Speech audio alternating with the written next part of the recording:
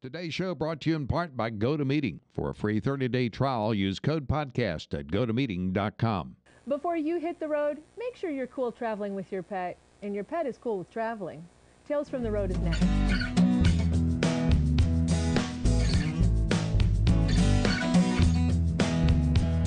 Hey everyone, welcome to Tales from the Road. I'm Courtney Wallen. This is Dr. Wendy and Sleeping Gunner. Sleeping Gunner. We said he's in his zen. He's in his We're trying to get him focused, face towards the camera. Towards the camera. But we'll see how that goes for the rest of the episode. So we've got a great episode in store for you. Last week we talked about your checklist and things to remember to take along as you travel. Right. But this week, like you said in the promo, you might be cool with traveling with your pet, but make sure they're cool with it. Too. So not something you typically think of. You're my dog and you're coming with me. Right, yeah. Is that how it shouldn't be? Well, I think that you need to take into consideration some things. Their feelings. Because if we have, some dogs are just totally out there, ready to go, take on the world. If you have a dog who's kind of fearful or timid or who doesn't have a lot of experience being away from home, or seeing people other than their own family, the outside world is a really scary, terrifying place. And so certainly we need to start, very early on with good socialization and getting them out and about and getting them experiences through the world. But a couple of logistics that you might want to consider is the kind of trip you're taking. What kind of excursions are you going to go on while you're gone? How long are you going to be away from the RV? What is your trip going to be like? Because if you're going to be gone 18 hours a day, that may not be the road trip to take him with you. Now the cat travelers are, obviously more flexible there. Yeah. But again, you need to take into consideration what kind of trip are you doing, what activities are you planning, and how long they can go without. What I would suggest is to start with some day trips and just see, because it may sound really fun to take the dog to the campground, and then when you realize, oh yeah, I got to walk him on a leash every time instead of opening the back door, or those types of things. Start with a day trip. Just go somewhere not far away, see how they do in the car or the RV, see how you do with them in the RV, and and just make sure we don't want to plan a big great trip with them and then realize, oh yeah, they get car sick, those types of things. So start small. We'll build up to an extended trip. I have a funny story. A friend of mine was in the Peace Corps. She brought back 2 dogs from Africa where she did her term. So she's got these 2 dogs. Well, find out, and you can't drive from Africa back to Indiana where we're at. It's very difficult. It's hard. She had a plane and drive in. She found out the hard way that her pet, her dog, one of the dogs, very car sick. And her and I have taken some trips with the dog, and he starts to smile. Right, you get the I'm smiling. Yeah, it's gonna happen. So that's always good to know before you go, especially long trips. Yes. She found out the hard way, and I'm sure many people that sometimes that's just how you find out. Similar like that. Yeah. So getting those day trips out, and I asked you too, if you've got a puppy. Of course you want to take them along. Yes. And that's the best time really to acclimate them to traveling and what's supposed to happen. Absolutely. Socialization is huge. And even if you don't have a traveling pet, if you're a traveler and leave the kids at home, I would still make sure they're very well socialized, whether they're homebodies or travelers. And this just helps them. They have some sort of coping mechanism to deal with unfamiliar situations. They're more likely to meet and greet people instead of bark their full heads off or try to bite someone. That you have a lot more fun with a pet who's well socialized and well trained. And so we really need to focus on that as well. Great. And we're talking about restraint rules as well. A few episodes ago, we talked about leashes and things to keep them in line. But just kind of observing those restraint rules while you're at a campground for the safety of a lot of different reasons. Yeah, absolutely. First of all, of course, it's safer for both of you, for you and your pet. We have, decreased risk of fights, interactions with other pets. Because remember, everybody else brings their dog to the campground too, right? Of course. So, so we not only have to get used to meeting stranger people, we have to get used to meeting stranger pets. And so, dealing with that, interactions with wildlife, disease transmission, all that kind of stuff. So safer for both of you. We also certainly safer for the campground. We talked a little bit in our last episode about, the fact that we really do want to respect the pet rules at the campground and make sure that there aren't problems so that they continue to be pet friendly. They don't have to be, and so if they have too much trouble or too many people, flouting the rules, then they just won't allow pets, and then that's no fun. Done. Yeah. And it's safer for the wildlife. You know, remember, we want to make as little impact on the places that we're traveling and visiting as possible. And so if you've got your pet well restrained, first of all, they're safer from the wildlife, but the wildlife's safer from them. And they're not getting harassed and getting diseases from domestic animals and that kind of thing. Gotcha. You know, some people in our community actually share with us that they have leash trained their cats. Yes, absolutely. That seems, for me as a cat owner now, seems impossible. They do not want to be wrangled at all.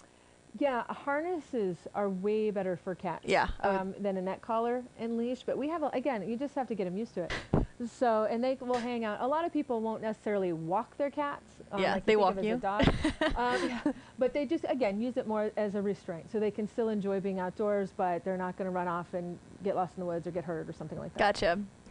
Mad props to any of you that leash train your cats. Mine seem that would be a horrible idea, but maybe not for you. So you talk about carrying a noisemaker, and this should be story time with Courtney. As a child, my aunt always had a can with the pennies, pennies, the tops of the cans in there, and if that dog, Lacey was the name, and that dog would stop in its tracks.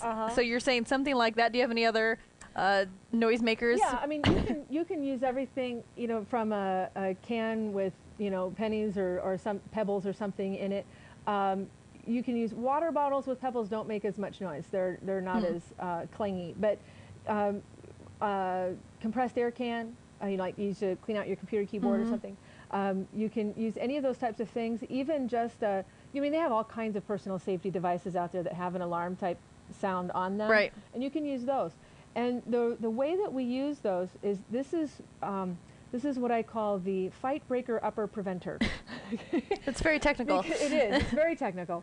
But what you want is you want to have some sort of intervention type of thing at your disposal, because you absolutely do not want to get in the middle yourself of a fight. I know a lot of people love their pets and they're like, take one for the team and get in there. But you know, again, with rabies laws and vaccines and other diseases and things that can happen, and just all of the injury to yourself, we never want a human to get hurt in one of these dog or animal fights. So this is the fight preventer breaker upper.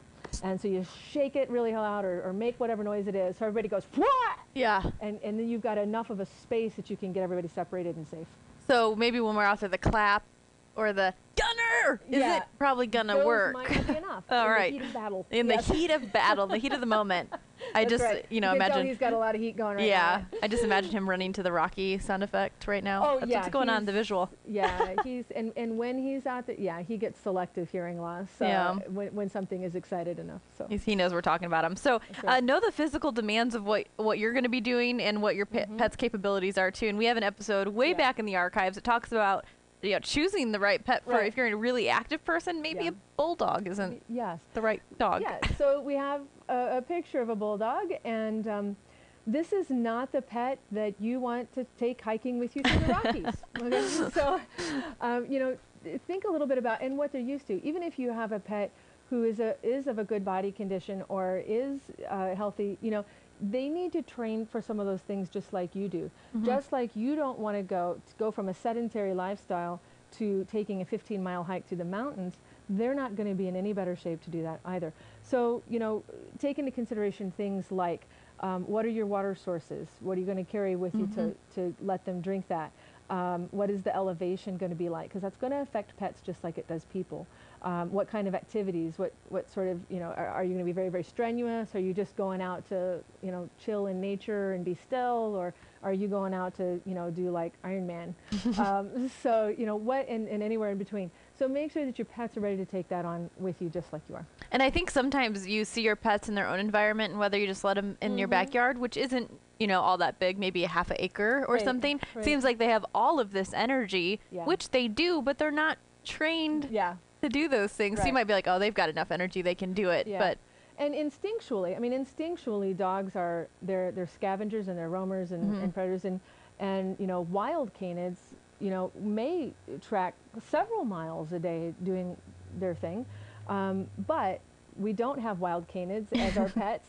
And even if you instinctually were sort of made that way, if you haven't actually done it, then, you know, again, you're just going to set yourself up for injury and disaster. Very good. So I love this last little quote here. We want to make it fun because... Yes. They just want to be with you. They just want to please you. Yeah. And so set them up for success. Yeah. Yeah.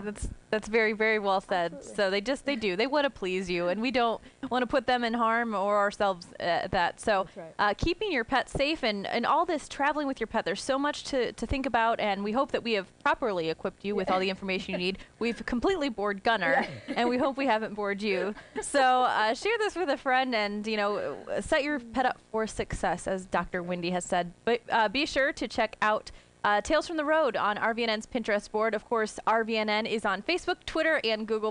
Check us out on all those places. And you can always send Dr. Wendy an email at tales@rvnn.tv. She would love to hear from you. And, we're heading into the summer, and lots of questions are probably... Lots of questions about stuff. So if there's a part of traveling with your pet that we haven't hit on in the last couple of episodes, or you have a specific question about that or something you want more details, shoot us an email. If you have topics for future shows that you'd like to hear about, let me know. Absolutely, and we will probably read them on air. That'll be fun. Maybe Gunnar will be reading them as well. Yes. He hears his name. Hello. Good morning. Oh, there goes the ears. All right.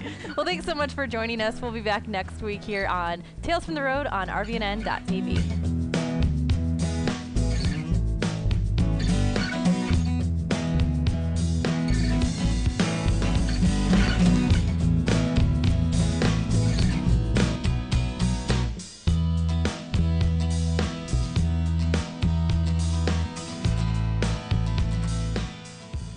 Hey, Gabe, wanna go for a walk?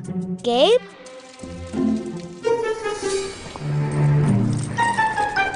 Gabe? Gabe?